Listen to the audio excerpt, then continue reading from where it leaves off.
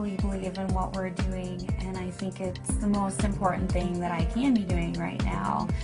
There are so many people who are sick, and if this can help them, people have to know about this. It's fantastic that I get to share this with my family, that we're doing this together, and that we both feel so passionately about it. She was on over 40 different medicines. She had been on methotrexate and Plaquenil, one of those which nearly destroyed her vision. All the potent anti-inflammatories, the Vioxx and the Celebrex, and was on all sorts of painkillers and all sorts of antibiotics. She had classic steroid toxicity. Her face was the shape of a moon because there's a lot of swelling that occurs in the face. At the age of 16 was diagnosed with juvenile rheumatoid arthritis, and that evolved into a lupus condition, a diagnosis of interstitial cystitis, an autoimmune disorder. Bedridden 4 years. Her mother thought she would never survive. I went to talk to William as a friend and as a doctor about his experience with patients and how they used cannabis. Seeing what the juicing did for me, using it in this form, was so significant. It changed my life. About 4 to 6 weeks after I started on juicing every day, I had no more back pain. I didn't need pain pills. I felt the best I ever had. A lot of people think cannabis and pot are not medicine. I had stumbled on an article in Scientific American December 2004. They had an article on marijuana as the brain's own marijuana, and they introduced the idea that the body produces compounds that are very similar to those found in marijuana or cannabis. Cannabis actually goes upstream. It provides feedback from the postsynaptic nerve to the presynaptic nerve, which was unheard of in neurochemistry. I mean, all neurotransmissions were unidirectional, and all of a sudden, swimming against the force of that are these little cannabinoid molecules that tie the whole system together. The phytocannabinoids from this plant augment the body's attempt to restore and increase function to a normal level. So it mimics the regulatory system of cellular physiology. And recently the Food and Drug Administration has approved of CBD, which is a cannabinoid like THC, one of 80 cannabinoids. The federal patent compares vitamin C, vitamin E, and CBD, or cannabidiol. CBD turns out to be more potent than either of those two. The thing that I warn my patients of is, if you're going to be juicing this flower and this leaf, and you're going to be doing this high-dose, non-psychoactive cannabinoid dietary approach, please do not heat it.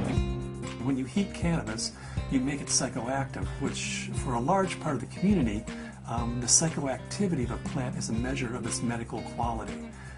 But it's really quite the inverse. If you heat or age cannabis in any way, you're destroying some of the medicinal properties of it. To use the plant effectively, we have to use it the way it evolved over 34 million years, which is raw. Because when it's raw, the THC is bound up as THC acid.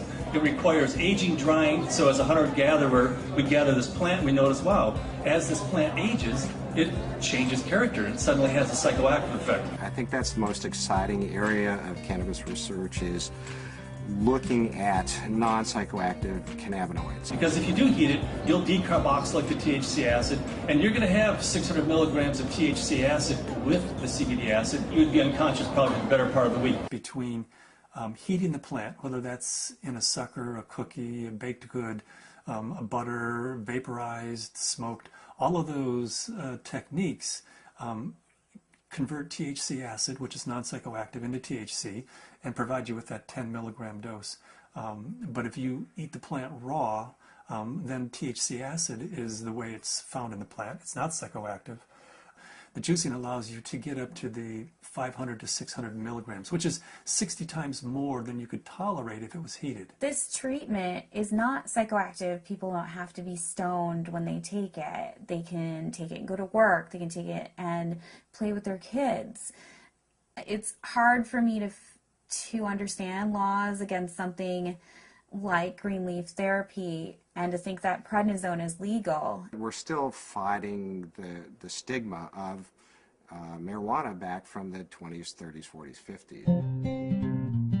I was a prosecutor for 8 years in Mendocino County, so I know it from both as a defense attorney and as a prosecutor. The 1972 Controlled Substances Act said that marijuana has no medical value whatsoever. The federal government has a patent on its medical properties. The Food and Drug Administration has approved it as investigative new drug. I have not found the United States to be very open about cannabis research.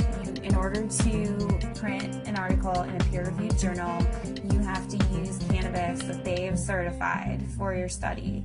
And there are physicians who have waited 3, 4, 5, 6 years, some even longer than that, to just get a sample. The federal government's been kind of schizophrenic in the way it looks at marijuana. It says it has no medical value under that act, but at the same time, the federal government has been funding research in marijuana for years, for decades. And they've even patented certain strains of marijuana because they recognize it has that medical value. The California Narcotic Officers Association does not believe in medical marijuana. They believe it's all a big scam, and that's how they train law enforcement officers. Law enforcement is allowed to take a percentage of all assets that are forfeited and seized under the state and federal asset forfeiture law. So it takes the really enlightened and compassionate law enforcement officer to recognize that these medical marijuana laws are designed to protect patients.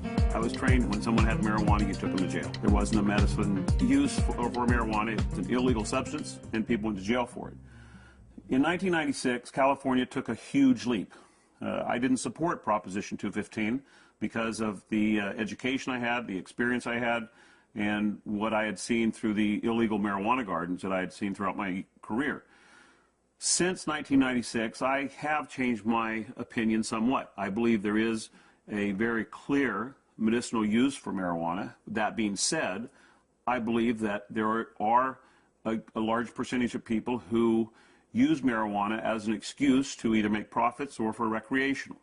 The people who use marijuana for the true intended use that the voters passed, medicinal, I'll do everything I can to support their rights. There's many more things that law enforcement can be focused on than medicinal marijuana. And I don't want to give the impression at all that I support people who are growing marijuana for medical purposes 364 days of the year, and then one day a year they make a big sale for a couple $100,000, and they're a commercial seller that one day of the year. They're the people who are causing problems for the people who really and truly need and can use medical marijuana.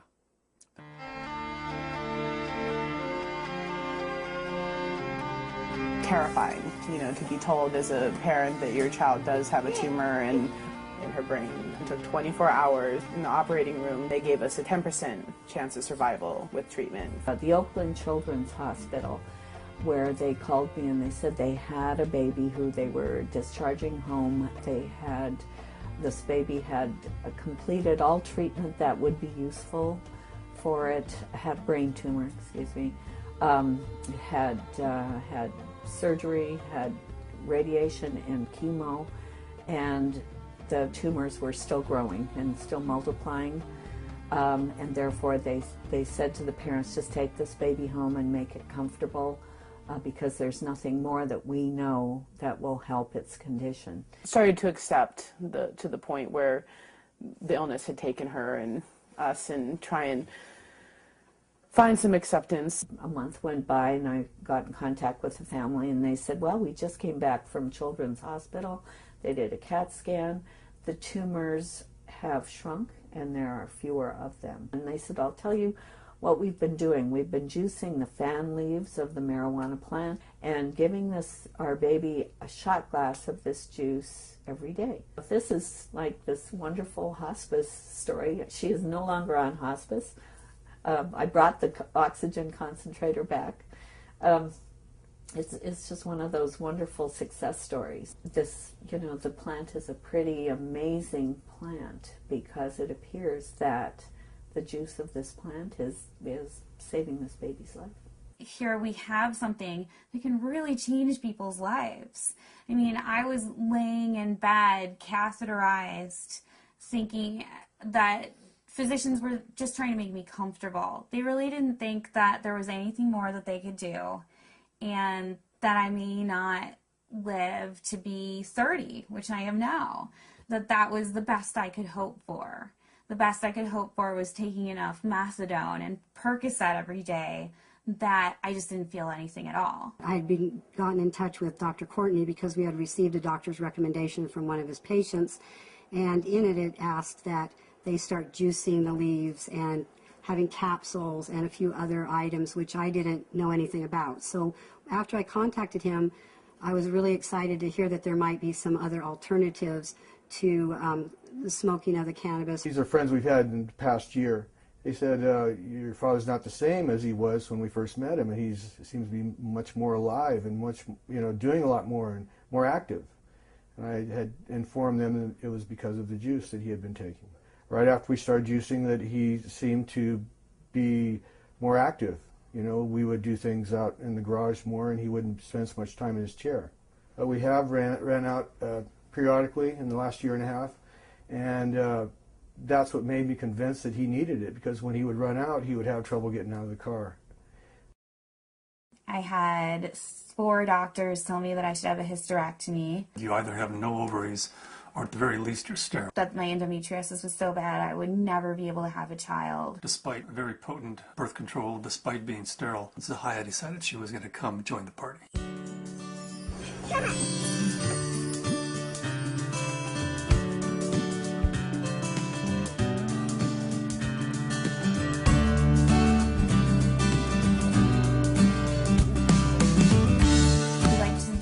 Ourselves by being extremely scientific, and people know that if they're going to come to us, they're going to have to go through a lot of hoops, but they're also going to get the most up-to-date scientific knowledge on this subject, and they're going to see a physician who's an expert in the field of non-psychoactive cannabinoids, and there are plenty of people that want that and are looking for that.